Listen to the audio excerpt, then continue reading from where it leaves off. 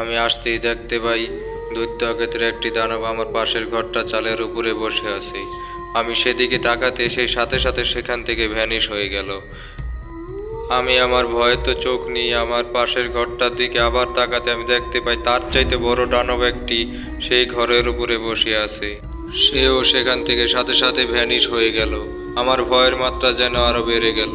সে vanish হতেই আমি সাথে সাথে বলে উঠলাম, হে আল্লাহ, আমি এই কোথায় এসে পড়লাম। তখন একটি বিশ্রী চেহারার মুখ আমার মুখের সামনে এসে খিলখিল করে হাসতে শুরু করলো আর বলতে শুরু করলো, এটা ভৌতিক জগৎ বাই এম জে। দেখুন প্রতিদিন রাত ঠিক 10টায়।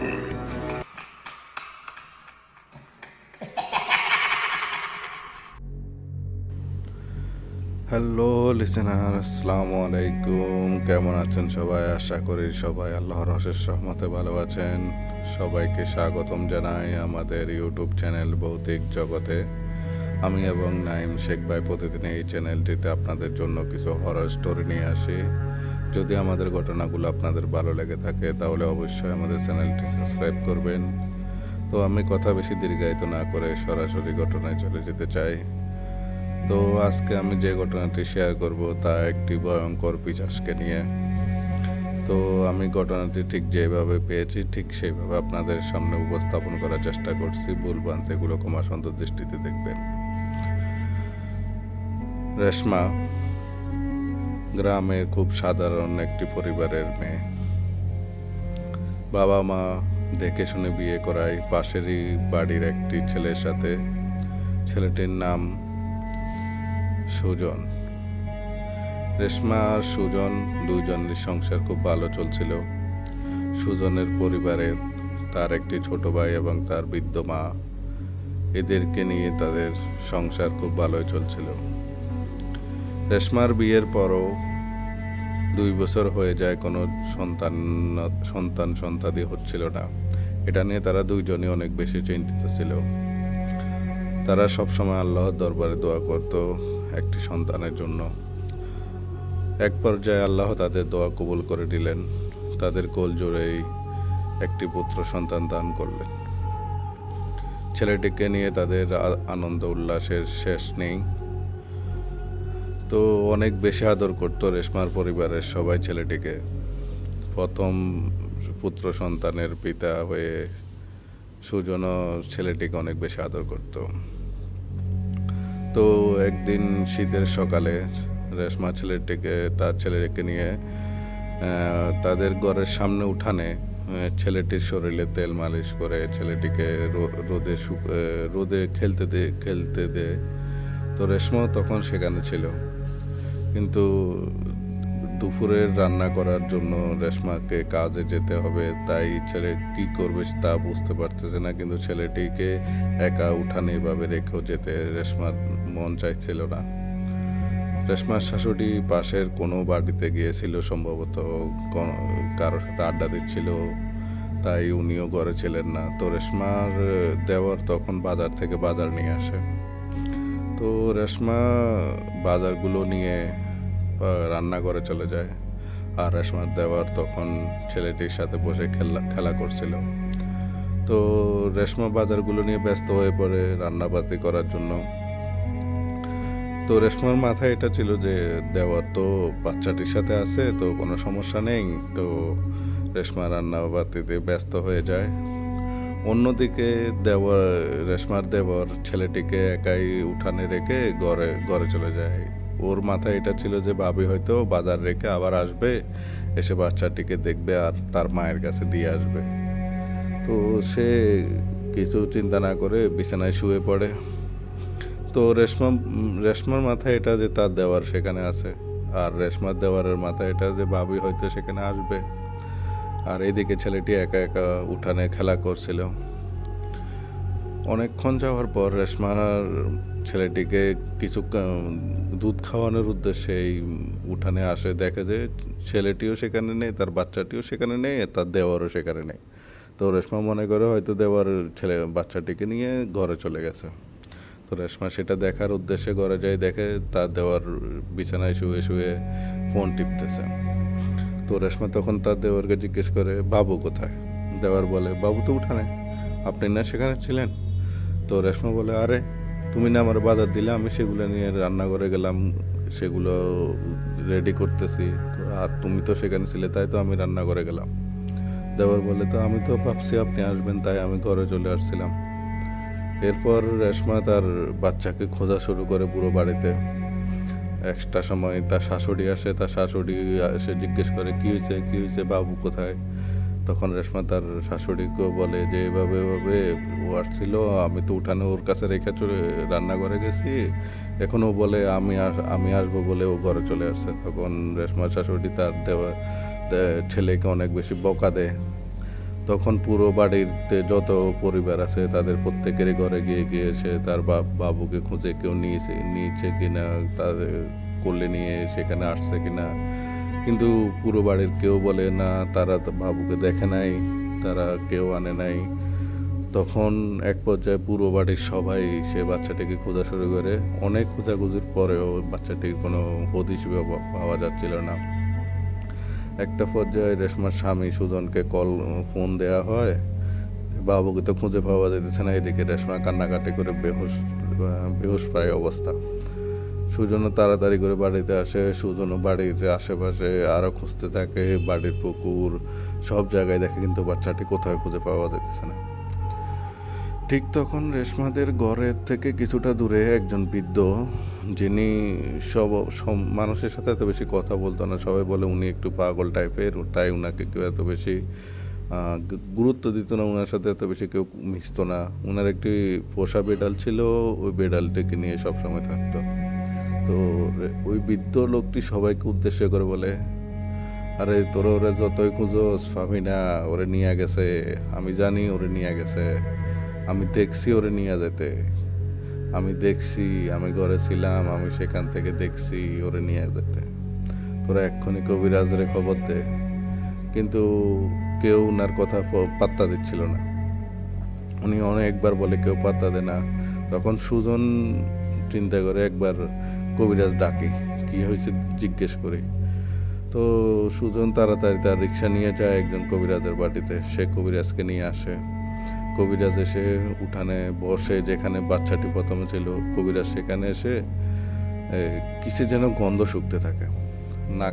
তিনি খুব জোর জোরে নাক কুচকে গন্ধ নিচ্ছেন কিছু একটা, উনি মনে হইতেছে না উনি কিছু গন্ধ পাচ্ছেন। তো এমনটা দেখে সবাই তাকিয়ে আছে কবিরাজের দিকে। কবিরাজ সেই গন্ধ শুকতে শুকতে পুরো বাড়ির কিছু কিছু জায়গায় গিয়ে গাছের মধ্যে তার নাক লাগিয়ে গন্ধ শুকে, তো গাছের দিকে তাকায়, সব দিকে তাকায়। তো কবিরাজ বলে, হ্যাঁ এখানে কিছু তো একটা আসছে, যার শরীরের গন্ধ আমি খুব ভালোভাবে পাইতেছি, আচ্ছা আমাকে একটু সময় দেন, আমি দেখি কি করতে পারি। এই কথা বলে রেশমাদের ঘরের সামনে সেই উঠানেই কবিরাজ একটা মরা, মানে বসার একটা জিনিস যেটা মরা বলে এলাকায়, মরা অথবা পিড়া এইরকম একটা জিনিসের উপরে বসে তার সামনে কিছু জিনিস রাখে, যে জিনিসগুলোর মধ্যে একটা ছোট কিতাবের মতো কিছু একটা ছিল, তার সামনে একটা তফসি ছিল। তো ওইগুলা নিয়ে সে চোখ বন্ধ করে কি যেন বিড়বিড় করে পড়তে থাকে। সবাই দেখছে কবিরাজ কি করতেছে, সেদিকে সবাই একদৃষ্টে তাকিয়ে রয়েছে। কবিরাজ তার কাজ চালিয়ে দিয়েছে। প্রায় আধা ঘন্টা পর্যন্ত কবিরাজ ঠিক একইভাবে একই বসা অবস্থায় বসে থাকে, উঠে না। তো আধা ঘন্টার পরে কবিরাজ তার চোখ খুলে, তখন সবাই কবিরাজের চোখ দেখে হতবাক। চোখ দুটো একদম লাল হয়ে গেছে, মনে হইতেছে না কবিরাজ কান্না করছে অনেক বেশি, তার চোখে কিছু রক্ত চলে আসছে, এরকম একটা চোখ এত বেশি লাল হয়ে রয়েছে। তো সবাই এবার সুজন কবিরাজকে এসে জিজ্ঞেস করে, কি হয়েছে ভাই, কি হয়েছে, আপনি কি দেখলেন, কি বুঝলেন, আমার ছেলেটি কোথায়? কবিরাজ তখন অনেক দুঃখ ভারাক্রান্ত মন নিয়ে বলে, ভাই আপনি মনটা শক্ত করুন, খুব খারাপ একটি বিষয় ঘটে গেছে, আপনার ছেলেটিকে তো বাটবাইল্লা পিশাচটি নিয়ে গেছে। তো এই এলাকার একটা পিশাচকে তারা বাটবাইলের নাম বলে সবাই চিনে। এই জিনিসগুলো গাছের উপরে থাকে, এটা সবাই জানে। এই জিনিসটা অনেক খারাপ, এটা ছোট বাচ্চাদের উপর বেশি নজর রাখে, কারণ এটা তাদের সহজ শিকার হিসাবে তারা এই ছোট বাচ্চাদের উপর সবসময় এদের একটা প্রভাব বিস্তার করে। তো বলে কবিরাজ তখন আরো বলে, আমাকে একটু সময় দিন, দেখি আমি কি করতে পারি, তবে যেটাই হবে ভালো কিছু হবে বলে আমার মনে হইতেছে না, কারণ বাচ্চাটিকে নিয়ে গেছে অনেক সময় হয়ে গেছে, এতক্ষণ বাচ্চাটিকে বাঁচাই রাখবে কিনা বা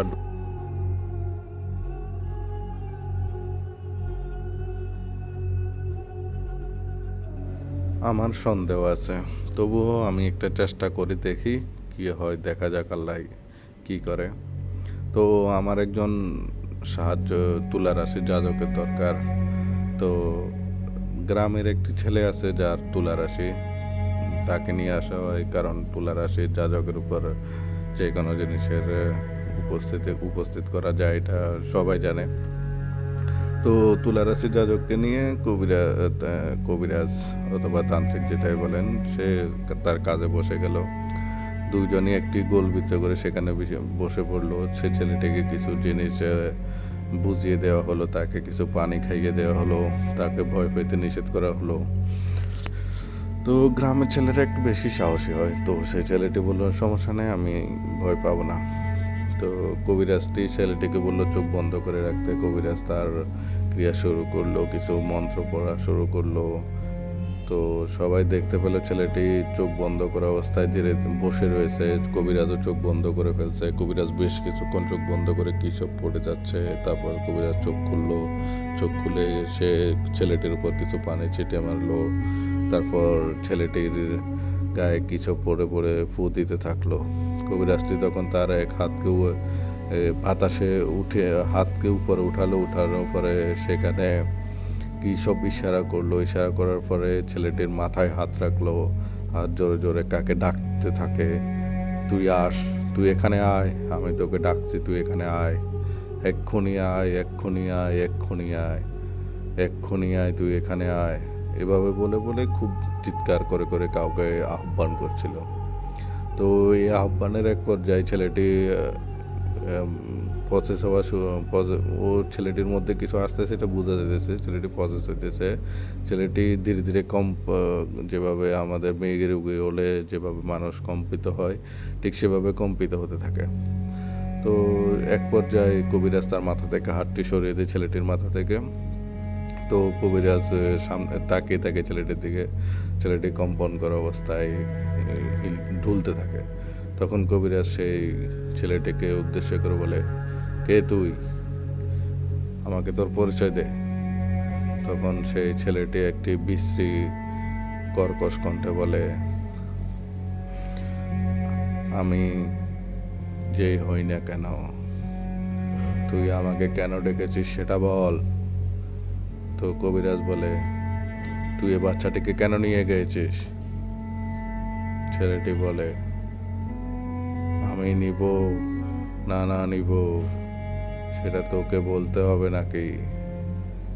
আমি পেয়েছি, আমি নিয়ে গেছি, এখন ওইটা শুধু আমার।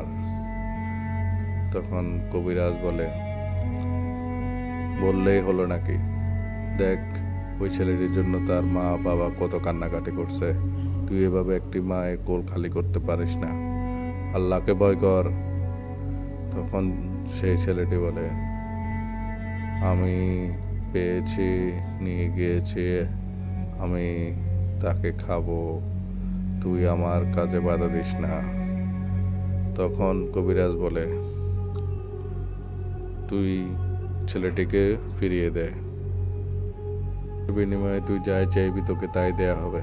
কিন্তু ওই ছেলেটি, তুলা রাশির ছেলেটি বলে, আমার কিচ্ছু লাগবে না, আমার যা দরকার তা আমি নিয়ে গিয়েছি।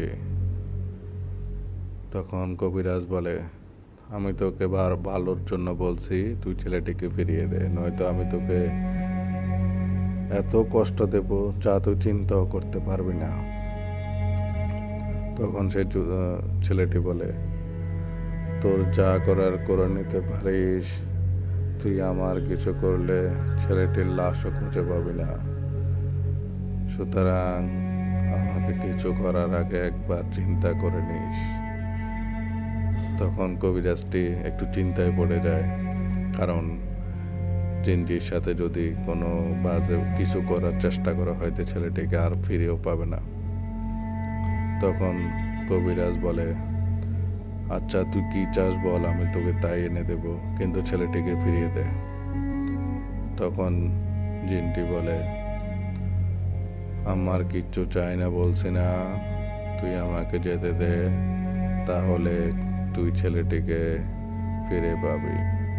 তবে এটা আশা রাখিস না ছেলেটিকে জীবিত থাকবে না মৃত। তখন কবিরাজ বলে, কি তুই এমন করিস না, তুই ছেলেটিকে তার মায়ের বুকে ফিরিয়ে দে।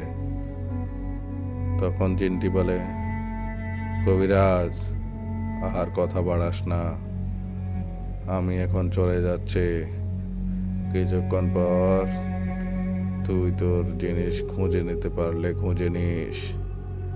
তখন এই কথা বলার সঙ্গে সঙ্গে কবিরাজ তার হাতের সামনে থাকা এক কিছুটা পানি সে জিনটির উদ্দেশ্যে ছুঁড়ে মারে, যে জিনটি এখন ছেলেটির শরীরে রয়েছে। কিন্তু পানি পড়ার সঙ্গে সঙ্গে একটি কালো ছায়া হয়ে ছেলেটির শরীর থেকে জিনটি বেরিয়ে যায়। কবিরাজ তখন ব্যর্থ হয়ে গেছে, সে বুঝতে পারে যে জিনটি তার কিছু করার আগেই সেখান থেকে পালিয়েছে। তখন কবিরাজ তার আশেপাশে তাকিয়ে বলে, ওকে ধর, ওকে ধর, ওকে ধর, জলদি ধর। কিন্তু কাকে কবিরাজ তার জিনদের উদ্দেশ্যে এই কথাটি বলে যে জিন তো কিছুক্ষণ পর কবিরাজ চোখ বন্ধ করে বসে থাকে কিছুক্ষণ পর্যন্ত। তারপর সে চোখ খুলে সুজন ভাইয়ের দিকে তাকায়, তাকিয়ে সে কবিরাজ কান্না মাখা চোখে সুজন ভাইয়ের কাছে গিয়ে বলে, ভাই অনেক খারাপ একটা জিনিস হয়ে গেছে, যেটা হয়েছে ভালো হয়নি, আপনার ছেলেকে ওই পিশাচটি মেরে ফেলেছে।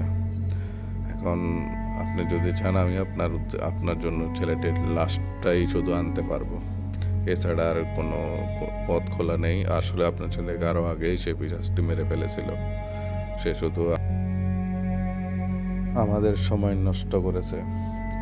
তো এখন আপনি যদি বলেন আমি আপনার ছেলের লাশটি শুধু ফিরে আনতে পারবো। এই কথা বলার সঙ্গে সঙ্গে রেশমা অনেক চিৎকার করে কান্না করতে থাকে। সে কবিরাজের পায়ে ধরে বলে, আমার ছেলেকে ফিরিয়ে দিন, আমার ছেলেকে ফিরিয়ে দিন। সুজন ভাই কবিরাজের পা ধরে বসে পড়ে। কবিরাজ তখন তাদের দুজনকে শান্ত হতে বলে। তখন কবিরাজ বলে, আল্লাহর দেয়া নিয়তি তোমরা মেনে নাও, এমন করো না। আমি ছেলেটিকে নিয়ে, ছেলেটি যে অবস্থায় আছে সেই অবস্থায় নিয়ে আসার চেষ্টা করছি, আমাকে আরো কিছুক্ষণ সময় দাও। এই কথা বলে কবিরাজ তখন চোখ বন্ধ করে মাত্র 2-1 মিনিটের মধ্যে চোখ খুলে পড়ে। তখন কবিরাজ বলে, আপনার ছেলেকে আমার জিনেরা উদ্ধার করেছে, আপনাদের ঘরের বিছানার উপর আপনার ছেলের এখন আছে, আপনারা গিয়ে দেখে আসতে পারেন। আসলে ঘরে গিয়ে দেখা যায় ছোট্ট ছেলেটির মৃতদেহটি বিছানার উপরে শোয়ানো অবস্থায় আছে। ছেলেটির সারা শরীরে অনেক খামচের দাগ, খুবই বিবশ অবস্থা ছিল। মা আর বাবা দেখে, সুজন আর রেশমা দেখে কান্নায় ভেঙে পড়ে। রেশমা বুকে নিয়ে অনেক কান্নাকাটি শুরু করে। এক বিদারুণ দুঃখের তখন দৃশ্য সেখানে দেখা যায়, সবাই কান্না করে তাদের অবস্থা দেখে। এমন ছোট একটি বাচ্চাকে এভাবে মেরে ফেলেছে পিশাচটি, যেটা সবাই মানতে পারছিল না। কিছু করার ছিল না, নিয়তি যেটা হয়েছিল সেটাই হয়েছে। তো ছেলেটিকে কবর দেওয়া হয় সুন্দরভাবে। তখন কবিরাজ সুজন ভাইয়ের উদ্দেশ্যে বলে, আপনার ছেলের সাথে যে কাজটি করেছে আমি তাকে দেখে নেব, ইনশাল্লাহ দেখবেন আমি তাকে একদিন বন্দি করে আপনার কাছে নিয়ে আসব। ঠিক কবিরাজ ঠিক সেই কাজটি করে, জিনটিকে কিছুদিনের মধ্যেই বন্দি করে সুজন ভাইয়ের কাছে নিয়ে আসে। কিন্তু সুজন ভাই তখন আর কিছু করার ছিল না, তখন বলে, আপনার যা খুশি তাই করতে পারেন এর সাথে। তো লিসেনারগণ, এই ছিল ঘটনা। যদি ঘটনাটি ভালো লেগে থাকে অবশ্যই লাইক করবেন, শেয়ার করবেন, কমেন্ট করে জানিয়ে দিবেন। আমাদের ভুলভ্রান্তিগুলো ক্ষমা সুন্দর দৃষ্টিতে দেখবেন। আর আশা করি আমাদের সঙ্গেই থাকবেন। প্রতিদিন আমাদের ভিডিও আসে, আপনারা অবশ্যই ভিডিওগুলো দেখবেন। তো আজ এই পর্যন্তই, দোয়া করবেন। আসসালামু আলাইকুম। সবাই ভালো থাকবেন, সাবধানে থাকবেন, পরিবারের খেয়াল রাখবেন, ভৌতিক জগতের পাশেই থাকবেন।